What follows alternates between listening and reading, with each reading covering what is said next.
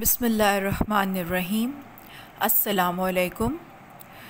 Channel आसान उर्दू कवायद व इंशा में आप सबको खुशामदीद।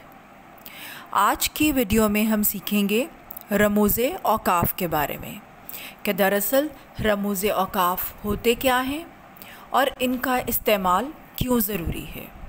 लेकिन उससे पहले अगर अभी तक आपने मेरे चैनल को सब्सक्राइब नहीं किया तो सब्सक्राइब के बटन पर क्लिक करें और साथ बने हुए बेल आइकन पर क्लिक करें ताकि मेरी हर नई आने वाली वीडियो का आपको पता चल सके, और वीडियो को लाइक करना ना भूलिएगा।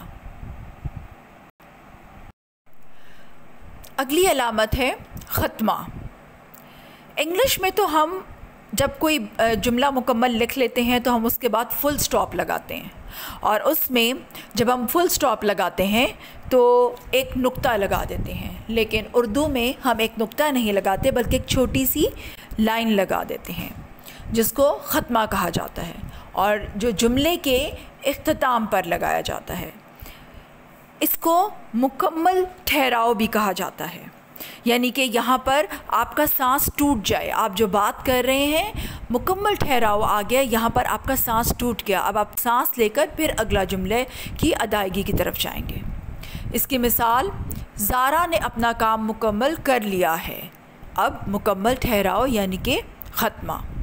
उसके बाद सवालिया, इसको हम इस्तिफ़ामिया भी कह सकते हैं। जब हम कोई सवाल कर रहे हैं, किसी से कुछ पूछ रहे हैं, तो फिर हम इस अलामत का इस्तेमाल करते हैं, यानी कि हम किसी चीज़ के बारे में दरियाफ़्त कर रहे हैं या हम मालूम कर रहे हैं किसी चीज़ के बारे में। उर्दू और इंग्लिश में इसको लिखने का अंदाज़ थोड़ा मुख्तलिफ है।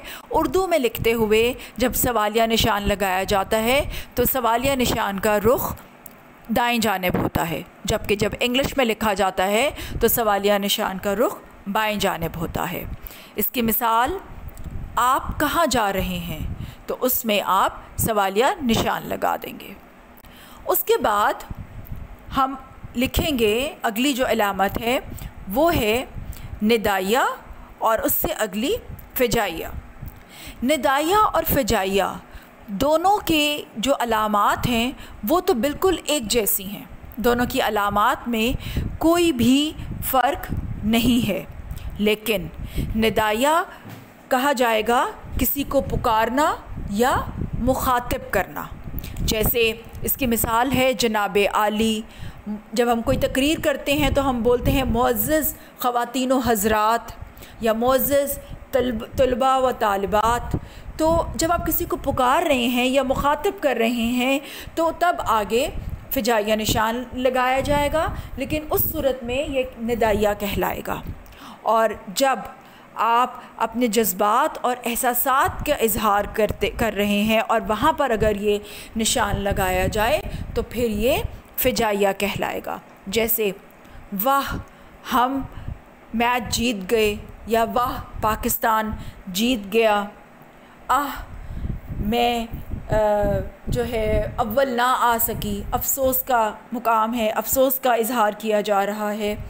तो यहाँ पर निदाइया और फ़िजाइया दोनों जो हैं उनकी अलामात तो एक ही हैं, लेकिन उनको उनके जुमले के हिसाब से हम कर सकते हैं कि ये निदाइया है या ये फ़िजाइया है। अगर तो किसी को पुकार रहे हैं या मुखातिब किया जा रहा है तो वो निदाइया जुमला कहलाएगा, और अगर वहाँ पर जज्बात और एहसासात का ज़िक्र हो रहा है तो फिर वो फ़िजाइया कहलाएगा।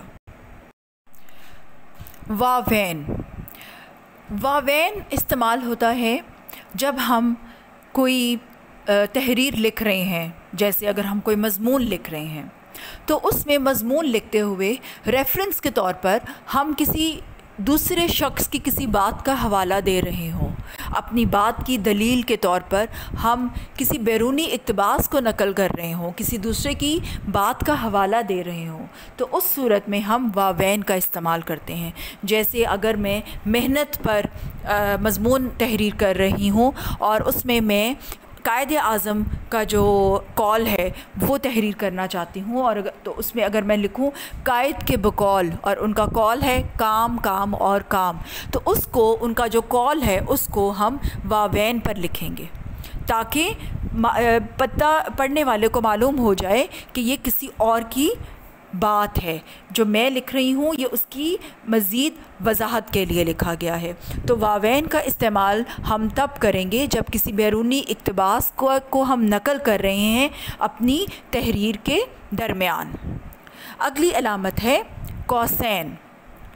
کوسین کا جو استعمال ہے وہ ہے جملے میں اضافی وضاحت کے لیے، یعنی کہ کوئی ایسی بات جو کہ جملے کا حصہ نہیں ہے، یعنی کہ اس کے بغیر بھی جملہ مکمل ہو جاتا ہے، لیکن پھر بھی ہم مزید وضاحت کے لیے ہم جملے میں اس چیز کو ایڈ کر لیتے ہیں، ہم اس میں تحریر کر لیتے ہیں۔